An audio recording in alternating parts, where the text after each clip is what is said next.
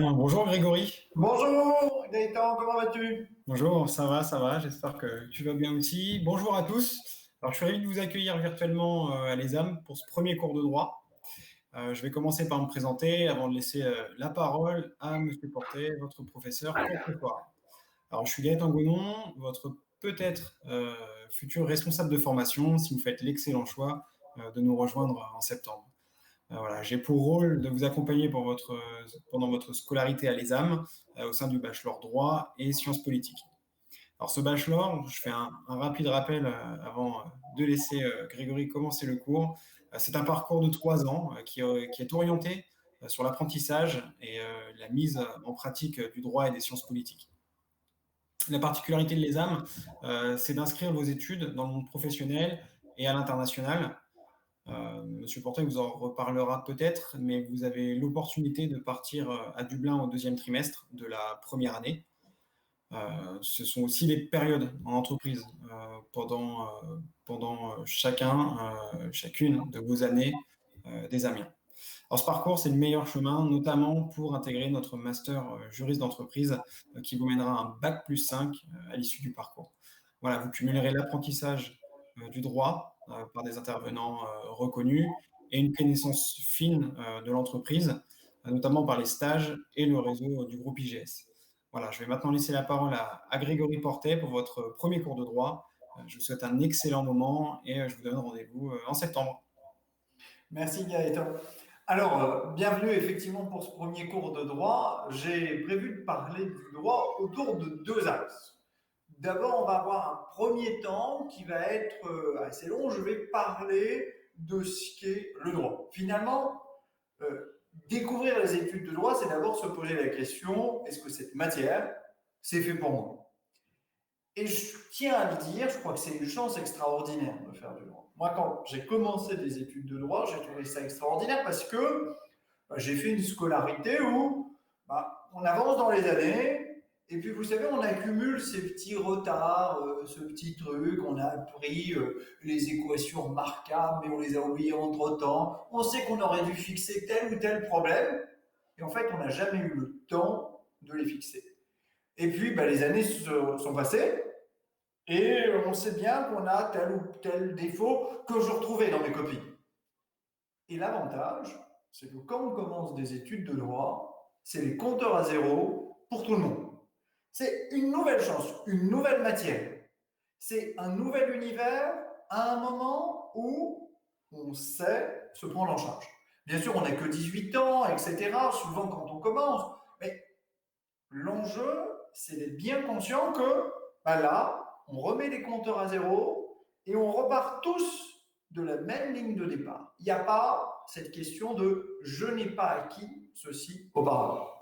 Donc, c'est d'abord, et ça sera le premier temps de mon exposé, c'est quoi le droit? C'est quoi cette matière qu'est le droit?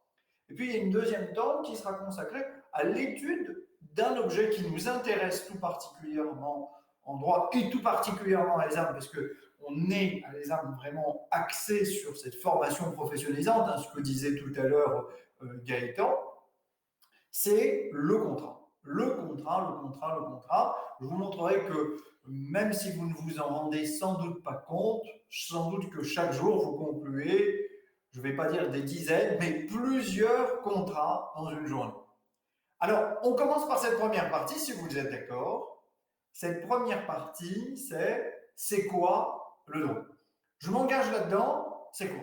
Alors, je vous propose qu'on développe cette première partie autour de plusieurs points, de plusieurs axes. Le premier axe que je voudrais développer avec vous, c'est finalement le droit, ça sert à quoi? Pourquoi est-ce que le droit existe? Alors, ce n'est pas une question de philo, vous savez, moi je suis un type très pratique. Mais pourquoi est-ce qu'on s'est lancé dans l'idée qu'on avait besoin du droit? En fait, vraisemblablement, à partir du moment où les sociétés se sont organisées, eh bien, on a eu besoin de règles. De la même façon que quand on joue, il y a des règles du jeu. Et vous voyez bien que, selon une formule que soit on va attribuer à Hobbes, l'homme est un lot pour l'homme, soit que l'on va attribuer à la sagesse populaire, eh bien, nous avons tous besoin de savoir ce que l'on peut faire et ce que l'on ne peut pas faire. C'est cette question de fixer ce qui est possible, ce qui est interdit, c'est la vocation du droit. Le droit, c'est donc la règle qui régit les relations au sein d'une société. Et on voit bien que dans ces règles-là, finalement, il y a un objectif. C'est d'assurer la paix sociale.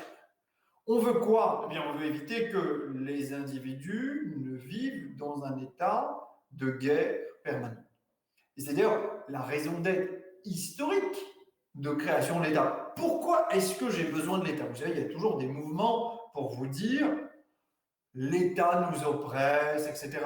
Bien sûr que l'État limite vos libertés. Il a même été conçu pour cela. Parce que, qu'on le dise avec la jolie formule de l'article 4 de la Déclaration des droits de l'homme et du citoyen, ou avec, là encore, juste du bon sens, eh bien, la liberté consiste à faire tout ce qui ne nuit pas à autrui. La jolie formule de l'article 4 de la Déclaration des droits de l'homme et du citoyen du 26 août 1789 résume finalement tout ce que nous avons à étudier dans le droit, trouver des limites aux libertés de chacun. Je prendrai un exemple parce qu'il faut être concret. Le droit, c'est concret. Le droit, sauf si vous faites des études de philosophie du droit, ce qu'on ne fait pas du tout à l'ESAM, très pratico-pratique, orienté sur un marché, et un marché du travail derrière. Mais si on prend un exemple, est-ce que je peux dire ce que je veux? Vous savez, en France, on aime se dire qu'on est le pays de la liberté d'expression. Est-ce que ma liberté d'expression est absolue? Quand on y réfléchit, on aimerait penser que oui. Oui, je peux dire ce que je veux. Je suis en France à la fin. Et si on y réfléchit, on voit bien qu'une liberté d'expression qui n'aurait aucune limite, elle porterait atteinte aux droits d'autrui. Elle pourrait porter atteinte, premièrement, à la vie privée d'autrui. Imaginons que je révèle que vous avez finalement un petit passe-temps. Le soir, vous construisez des maisons en boîte d'allumettes. Bien, vous le voyez, peut-être que vous n'êtes pas fier de ce passe-temps et peut-être que vous voudriez le cacher. Mais on peut imaginer d'autres activités. Vous voyez bien que la liberté d'expression, comme toutes les libertés, elle doit avoir des bornes et par exemple, la protection de la vie privée. Elle peut avoir une autre borne, la protection de l'honneur, de la considération d'autrui. Pensez à une chose toute simple, la diffamation. La diffamation.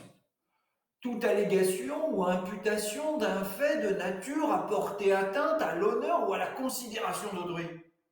Est-ce que j'ai le droit de dire de vous que vous êtes corrompu? Vous voyez bien que si on admettait que la liberté était absolue, alors on ne réprimerait pas la diffamation. Bref, nous pourrions dire effectivement tout ce que nous voulons, mais ce seraient les droits d'autrui qui seraient alors piétinés. Bref, essayons de comprendre. Le droit, c'est quoi? C'est un instrument qui fixe des limites. Qui fixe des limites pour protéger les droits d'autrui. J'ai pris ici l'exemple, protéger la vie privée, protéger l'honneur. Mais le droit fixe aussi des limites pour protéger l'ordre public. Imaginons qu'au nom de la liberté d'expression, je vous dise, allez, je vous invite, ce soir, nous descendons les Champs-Élysées et nous mettons le feu à toutes les boutiques. Vous voyez bien que je pourrais alors essayer de me couvrir derrière la liberté d'expression. Il y a un enjeu que l'État se doit de protéger, c'est l'ordre public. L'ordre public, c'est un grand mot pour dire des choses simples. La sécurité, la salubrité, la tranquillité publique.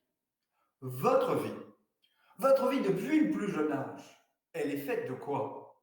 Elle est faite de limites que l'on s'est évertué à poser à l'individu que vous êtes. On vous a appris qu'on faisait ceci, mais on ne faisait pas cela.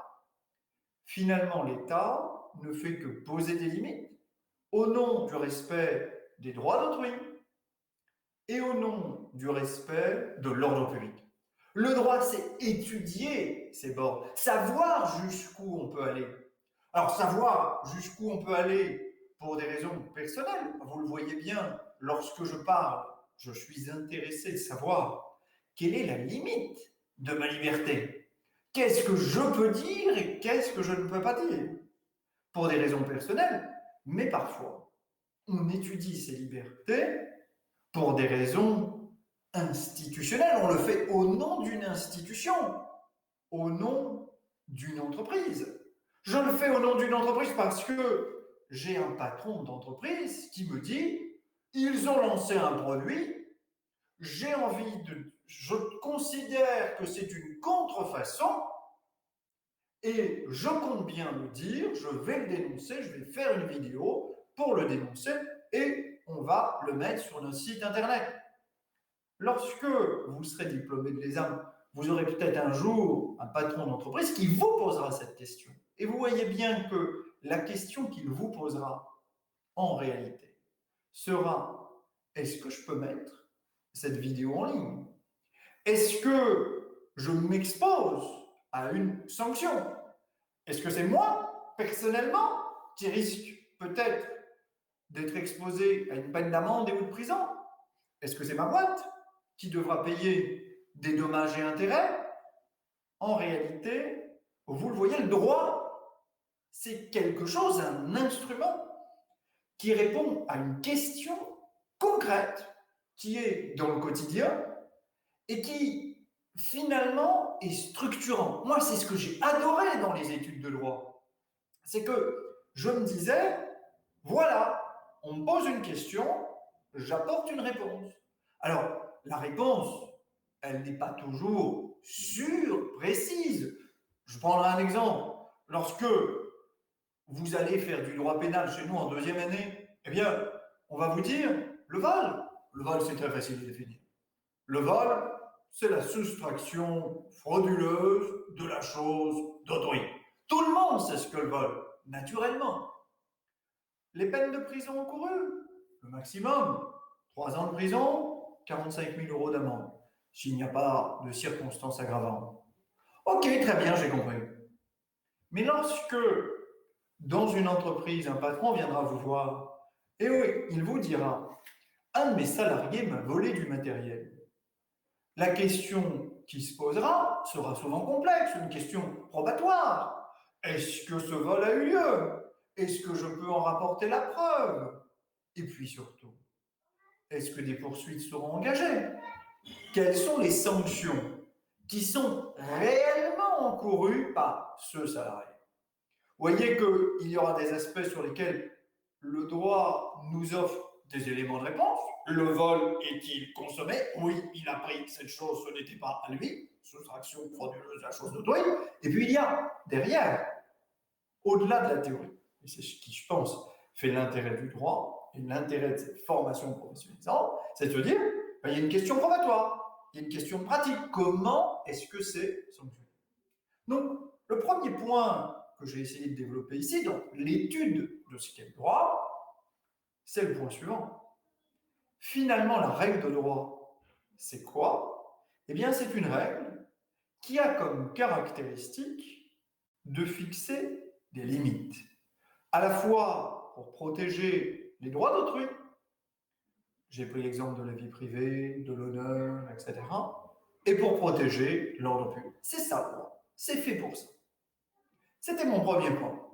Le deuxième point que je voudrais maintenant développer devant vous, c'est finalement, le droit, ce que j'ai compris, c'est que ce sont des règles. Mais des règles, vous l'avez dit, Grégoire, il y en a partout. Mes parents m'ont fixé des règles. Je suis sans cesse rappelé au respect des règles. Et naturellement, il y a par exemple dans la crise du Covid les règles sanitaires. Finalement, ces règles sont partout. Quelle différence je peux faire entre le droit et la religion, qui, après tout, est une source de règles?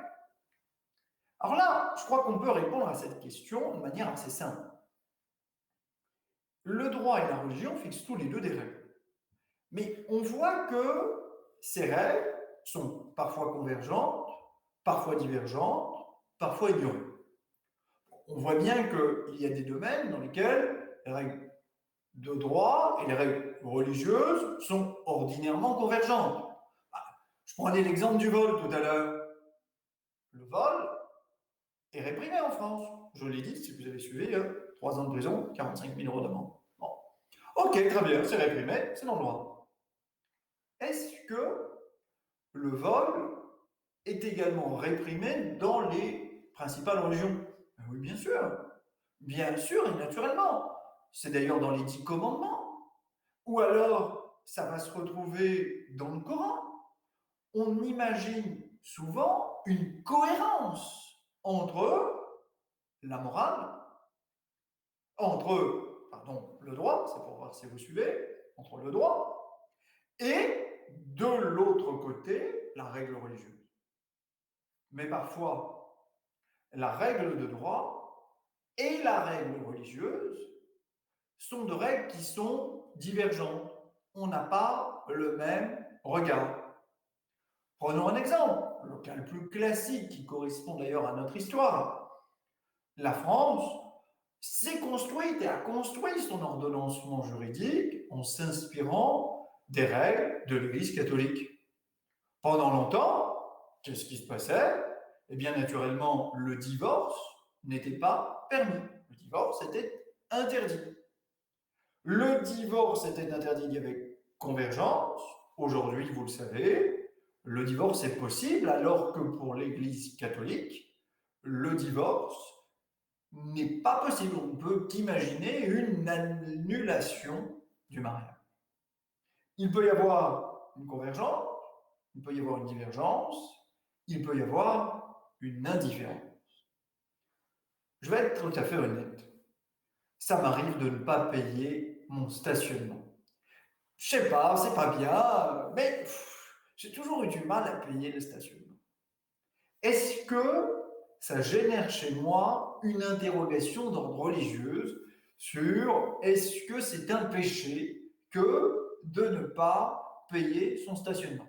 Est-ce que je me dis, quelle que soit ma conviction religieuse, le soir, je vais regarder si dans les 10 commandements, il n'y aurait pas tu aimeras Dieu, tu aimeras ton prochain comme toi-même, tu ne voleras pas, tu ne convoiteras pas la femme d'autrui, et puis dernier alinéa, et tu paieras tes PV. Naturellement que non, on voit bien qu'il y a une indifférence là-dessus.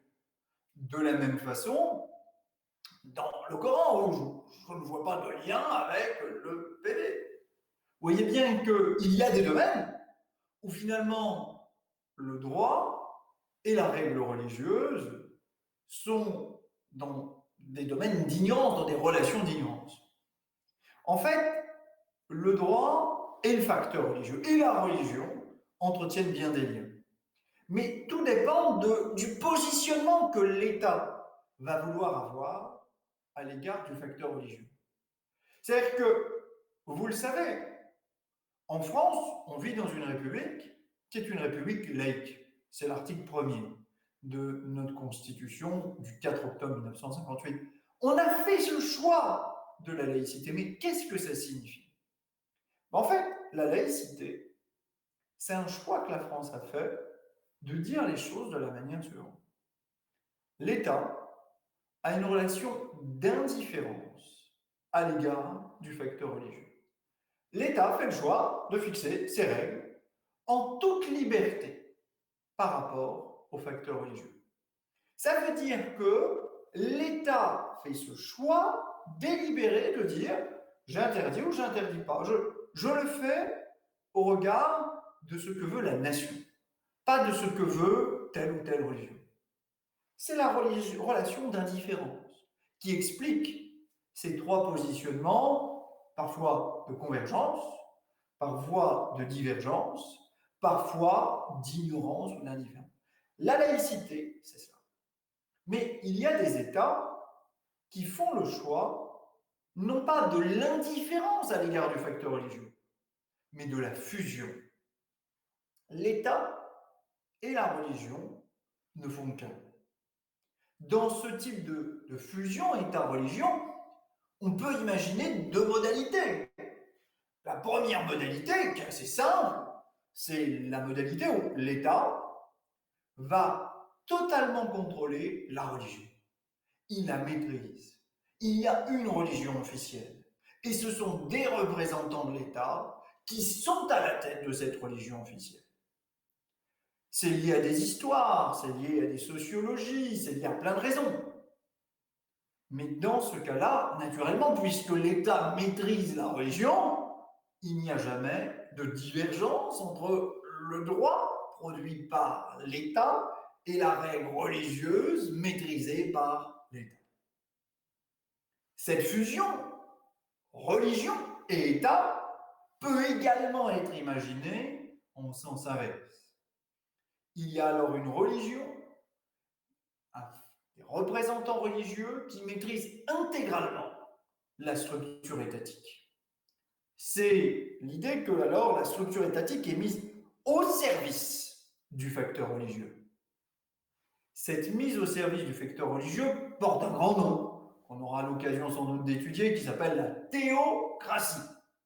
Et dans ce cas-là, eh bien, ce sont les représentants religieux qui déterminent fondamentalement ce qui est possible et ce qui n'est pas possible. Et finalement, l'État n'est qu'une structure au service du rayonnement de la règle religieuse.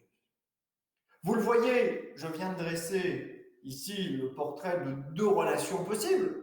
La relation française, qui est une relation qui s'appelle laïcité, mais qui signifie en réalité indifférence de l'État à l'égard de la règle religieuse. Je fais ce que je veux.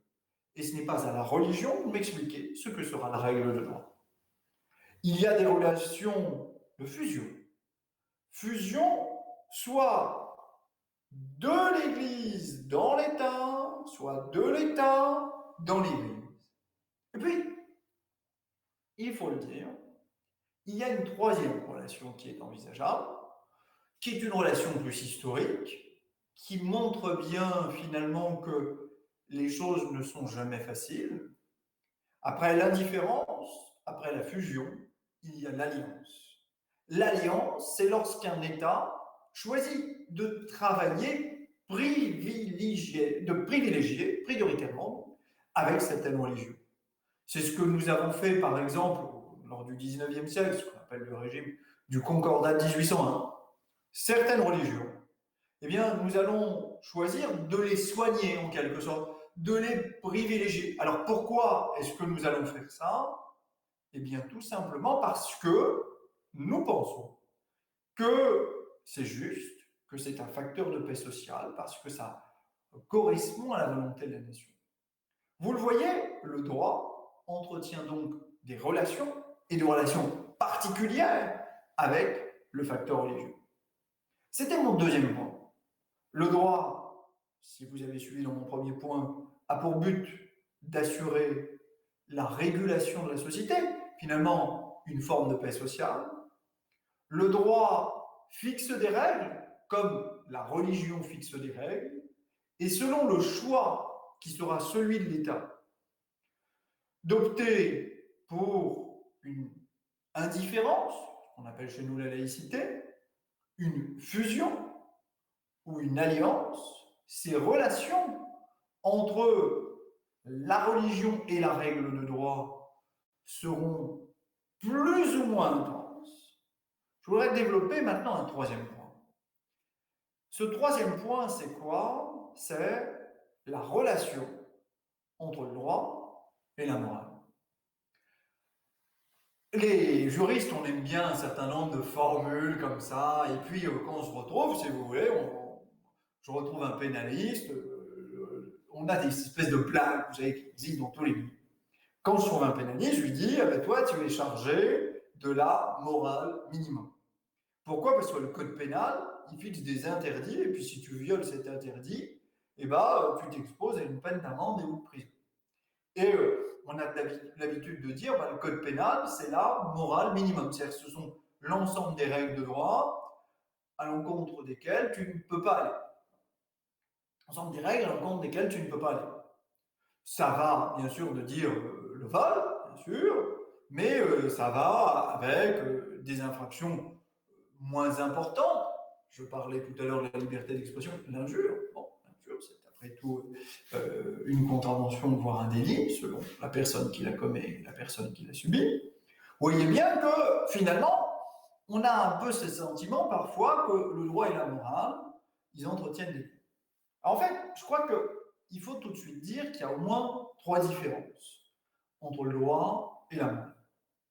La première différence, bien sûr, elle se situe au niveau de la source. Le droit, il a sa source dans un texte, en tout cas dans des pays comme la France, et ce texte, il a comme caractéristique d'avoir été produit par l'État. Ça va par le Parlement, par le président, etc. La morale, vous le voyez, elle a une origine qui est beaucoup plus diffuse. Elle peut venir d'un lien d'ailleurs avec la religion, elle peut venir d'une espèce de tradition, elle peut venir d'une espèce de logique qui vous semble bonne.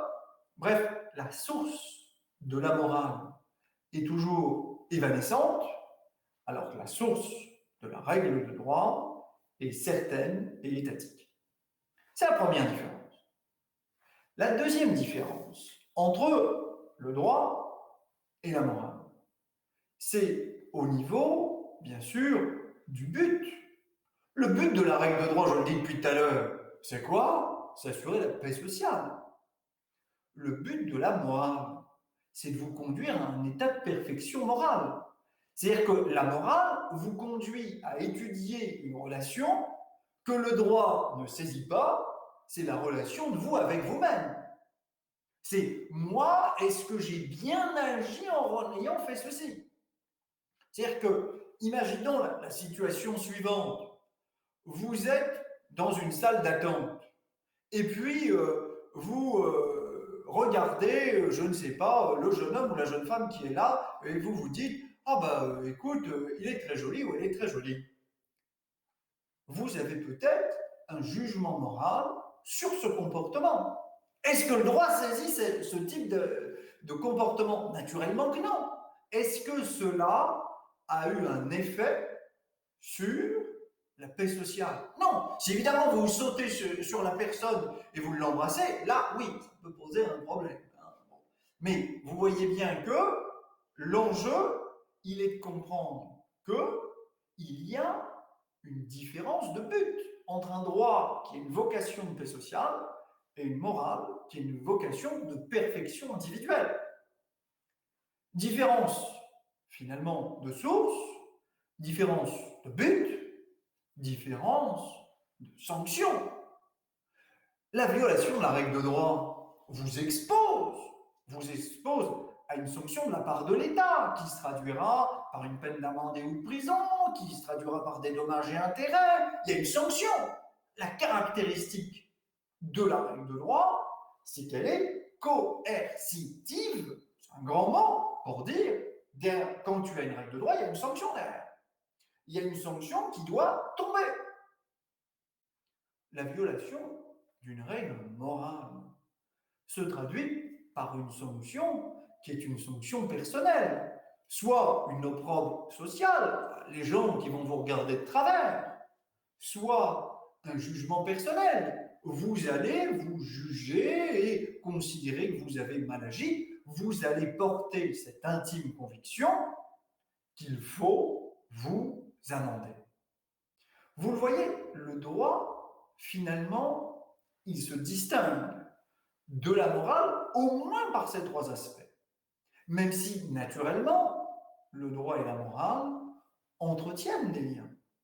C'est-à-dire qu'il est difficile d'imaginer une règle de droit qui puisse aller à l'encontre de la morale. On voit ici donc un lien que j'ai toujours trouvé absolument passionnant, c'est le lien entre la société qui évolue et le droit. C'est toujours une belle question que nous avons. C'est de se dire, la société évolue ainsi, le droit évolue. Est-ce que c'est le droit qui a fait évoluer la société ou est-ce que c'est la société qui a fait évoluer le droit? C'est un vrai débat. C'est-à-dire que si vous prenez par exemple en 2013 le vote de la loi sur le mariage pour tous, vous aurez ceux qui vous diront c'est une consécration d'une évolution et l'autre qui vous diront il y avait déjà des couples homosexuels, la consécration du mariage pour tous ne fait que finalement permettre une nouvelle possibilité dans laquelle les individus vont désormais se loger. C'est toujours la question qui précède qui. Alors, vous le voyez ici, dans ce bref exposé, j'ai essayé de vous montrer ce qu'était le droit. C'est une règle qui régit finalement les relations sociales dans le but de poser une limite, et cette limite, elle est importante. C'est une règle qui, finalement, peut s'inspirer du facteur religieux, mais elle peut également s'opposer ou indifférer au facteur religieux. Ça dépend en réalité de la relation que l'État veut avoir avec les religions. On a vu également que le droit se distinguait de la morale par sa source, par son but, par sa sanction. Voilà ce qu'on peut dire sur cet objet magnifique que vous allez étudier, qui est le droit. Et on peut tout de suite briser des mythes parce que je me suis évertué pour le moment, dans cette première partie, à vous donner quelques exemples, à vous donner quelques définitions, le vol et la soustraction frauduleuse de la chose d'autrui, etc. Brisons tout de suite quelques mythes. Oui, le droit est un recommencement, mais est-ce que le droit s'accompagne de beaucoup d'apprentissage par cœur? Oui et non. Oui, parce que effectivement c'est l'enseignement supérieur, donc on apprend pas mal de choses. Mais je dirais c'est le propre de toutes les matières. N'imaginez pas que ça serait différent dans une autre matière. Et non, parce que on utilise les codes. C'est-à-dire qu'aujourd'hui, en fait, chaque fois qu'on se pose la question, on prend le code civil, on prend le code pénal, on cherche, on tourne la page, etc. Il y a énormément de compréhension à avoir sur la règle de droit. Donc, ne voyez pas ça comme une espèce de schéma de souffrance, etc.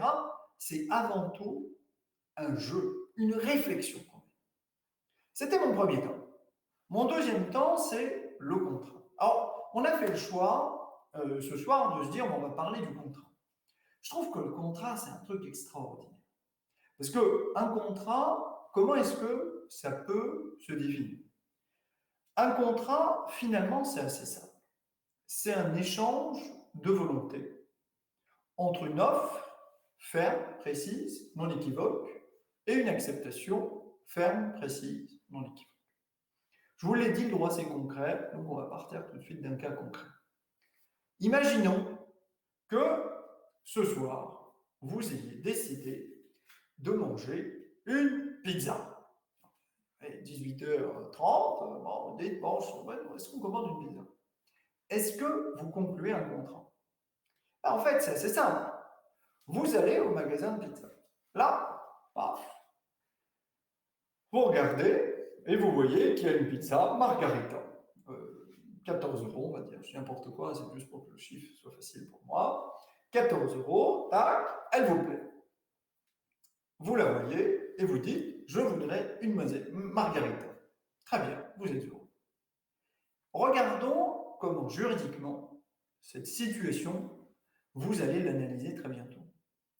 En fait, le propriétaire de la pizzeria, lui, avec ce papier, margarita, descriptif, vous fait une offre. Une offre qui est ferme, c'est-à-dire il ne dit pas « je peux éventuellement vous faire… » Non, c'est margarita, paf. Cette offre, elle est ferme, elle est précise, c'est une margarita. Alors, ne me demandez pas ce qu'il y a dans la pizza margarita, je sens que ça va être la question dans le chat de ce soir. C'est bon, il y a une offre qui est ferme, qui est précise, on dit, je ne sais pas, des olives, etc., qui est non équivoque, il n'y a pas de doute sur le contenu, c'est-à-dire que c'est pas peut-être qu'elle va faire 38 cm, non, on est ferme, précise, non équivoque, Il y a une acceptation en face. Je veux une margarita. Vous voyez qu'ici, il y a une rencontre entre une offre, ferme, précise, non équivoque, et une acceptation. Je veux, c'est ferme, précis, une margarita, non équivoque. Il n'y a pas de doute, je souhaite ce dispositif. Et là, vous concluez un contrat. Vous n'avez rien signé. On dit que, en fait, le droit français des contrats est fondé sur le consensualisme. Grand mot pour dire, c'est l'échange des volontés qui suffit à faire former le contrat. Ça, je crois que c'est vraiment une donnée qui montre bien que toute la journée, vous faites des contrats. Évidemment, on a tendance à penser au contrat écrit, le contrat que je forme lorsque je clique commander sur Amazon et je reçois le mail et j'ai l'impression que le contrat est formalisé, ou le moment où je tape mon empreinte digitale pour valider la commande sur l'Apple Store, pour me commander un nouvel album. Vous voyez que, sans que vous vous rendiez compte, quand vous faites ceci, je prends l'exemple de l'empreinte digitale, eh bien, vous avez signé en amont un autre contrat dans lequel vous avez dit que vous manifesteriez votre consentement en déposant ce simple pouce sur le bouton Home de votre téléphone portable. Il y a un échange, il y a une rencontre entre une offre ferme, précise, non équivoque et une acceptation. Et ce simple échange de volonté suffit à faire naître le contrat, indépendamment du support écrit.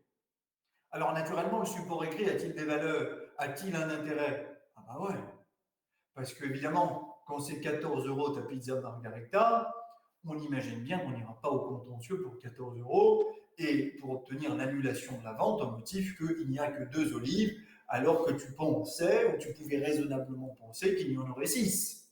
Tu vois bien que l'enjeu va dépendre, l'enjeu de l'écrit va dépendre le plus souvent de la valeur du contrat, qu'il s'agisse d'une valeur affective, j'y suis très attaché, symbolique, ou le plus souvent financière. On est fondé sur cette liberté dans la forme du contrat. Et c'est là où on voit, et je vais me dépêcher de conclure, puisque il y a un enjeu important ici, c'est de se dire, ce contrat, il est fondé sur cet échange de volonté, bien sûr, mais il est également fondé sur ce qu'on appelle la liberté contractuelle. La liberté contractuelle, on va vous en parler tous les jours. C'est quoi la liberté contractuelle? C'est d'abord la liberté de contracter ou de ne pas contracter. La liberté de passer un contrat ou pas. Rien ne vous force à passer un contrat. Imaginons, vous avez trouvé quelque chose de très intéressant, je ne sais pas, un projet d'appli génial, mais finalement, ça ne vous plaît pas. Ça ne vous plaît pas de le vendre. Vous n'êtes pas prêt. Vous avez passé tellement d'années à y réfléchir, vous ne voulez pas le vendre. Est-ce qu'on peut vous forcer de le vendre? Pas du tout. Il y a un principe de liberté contractuelle. Alors, vous voyez bien que ce principe, il va avoir quand même des exceptions. Vous avez trouvé le vaccin contre le Covid-19, vous vous doutez bien qu'on ne va peut-être pas vous laisser dire non, finalement, je suis tellement touché. Non, vous voyez bien que c'est évident. Il y a une liberté de contracter. Il y a une liberté dans le choix du co-contractant. Je dois être libre de choisir avec qui je vais contracter. Ce que vous faites en réalité au quotidien. Vous allez à une boulangerie, vous choisissez votre boulangerie. Vous allez à une pizzeria, vous choisissez votre pizzeria. Vous voulez vendre une œuvre, vous choisissez cette œuvre, vous choisissez l'acquéreur. Liberté, bien sûr, de contracter. Liberté dans le choix du co-contractant. Liberté dans la détermination du contenu du contrat. On dit que dans un contrat, on stipule, on choisit ce que l'on met dans le contrat. Je dois choisir librement ce que je mets dans le contrat. C'est-à-dire, si je veux prévoir que cette bouteille d'eau qui est à côté de moi et qui me tente, eh bien, je veux la vendre 200 000 euros, je peux la vendre 200 000 euros. 1 million, 1 million. 2 euros, 2 euros. Il y a une liberté dans les stipulations contractuelles. Mais vous voyez bien que derrière cette liberté, dans les stipulations contractuelles, il y aura des limites. Il y aura forcément des limites.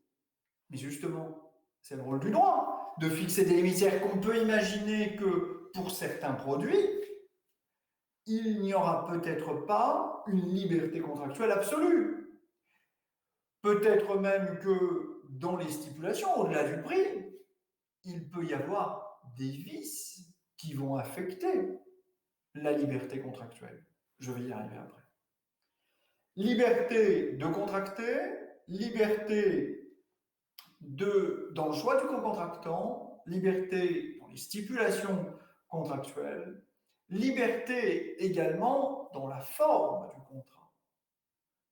Le contrat peut emprunter n'importe quelle forme. Reprenons ce que j'ai dit tout à l'heure. Le contrat, c'est quoi? C'est la rencontre entre une offre et une acceptation. Imaginons que je vous envoie un mail. Je vous vends cette magnifique bouteille d'eau, si vous le souhaitez, 2 euros. Ah, très bien. Je vous l'envoie, parfois. C'est de ferme, précise, une bouteille d'eau évidente. Je fais de la pub, enfin, peu importe. 2 euros. Et vous me répondez, oui, oui, c'est bon, je vois. Vous voyez que j'ai fait une offre, ferme, précise, non équivoque, et j'ai une acceptation. Ferme, précise, non équivoque. Le contrat est conclu. Fin de l'histoire.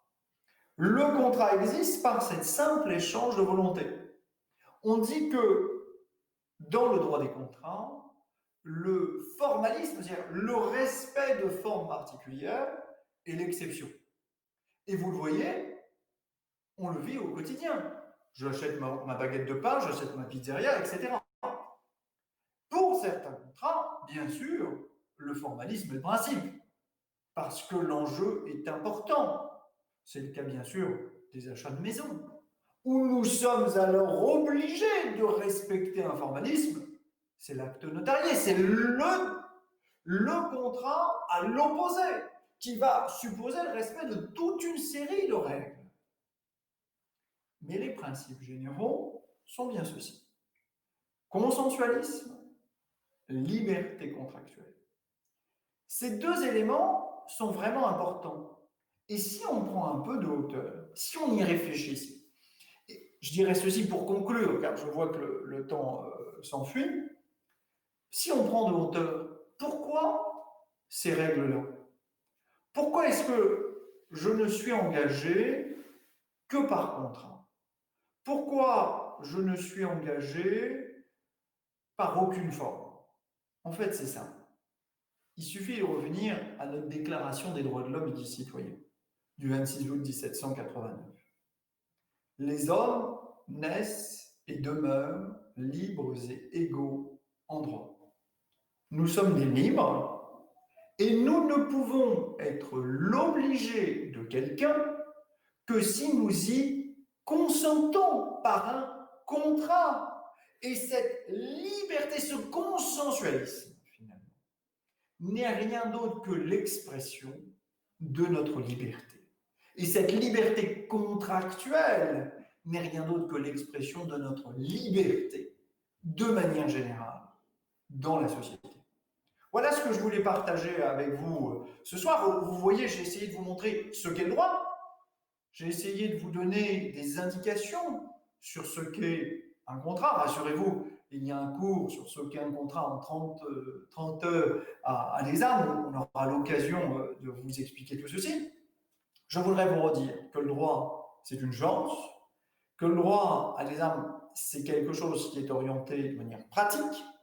C'est également quelque chose qui, pour moi, est essentiel parce qu'il y a une orientation professionnelle avec ses stages et puis une insertion à l'international, comme le disait Gaëtan tout à l'heure. Eh bien, dès le 2e trimestre, vous partez à Dublin. Merci à vous pour cela. Je regarde simplement si j'ai des questions qui me faudrait traiter. Je n'en vois pas. Merci à vous en tout cas. Je vous souhaite une bonne soirée.